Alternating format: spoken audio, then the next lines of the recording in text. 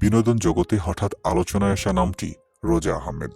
তার নাম যুক্ত হয়েছে জনপ্রিয় সঙ্গীতশিল্পী ও অভিনেতা তাহসান খানের নামের সঙ্গে।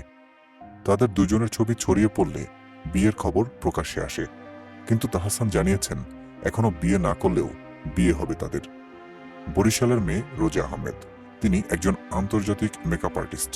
এর আগে তিনি ইনস্টাগ্রামে জানিয়েছিলেন বরিশাল থেকে যুক্তরাষ্ট্রের যাওয়ার গল্পটা খুব একটা সহজ ছিল না। তার শৈশব কেটেছে বরিশালেই।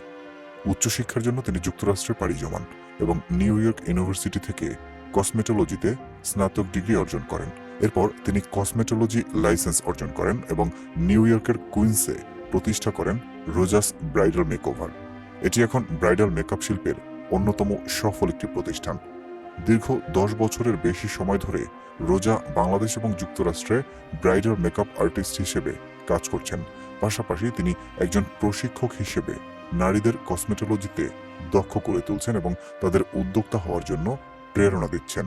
তার ফেসবুক পেজ রোজাস ব্রাইডাল মেকওভারে 9 লাখেরও বেশি অনুসারী রয়েছে।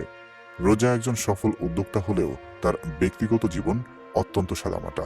তিনি ঘোরাঘুরি ভালোবাসেন এবং দেশে থাকতে সাজেক, নাফাখুম, রাঙামাটি ঘুরে বেরিয়েছেন। তিনি রান্নায় পারদর্শী। চুই ঝাল থেকে শুরু করে কাঁকড়ার মতো নানা পদের খাবার তৈরি করে থাকেন।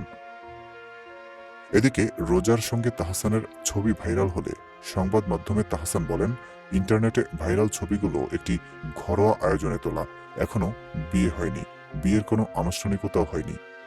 রোজার বিজনেস পেজে রয়েছে তার অসংখ্য অনুসারী এবং তিনি নেটিজেনদের কাছে অত্যন্ত জনপ্রিয়।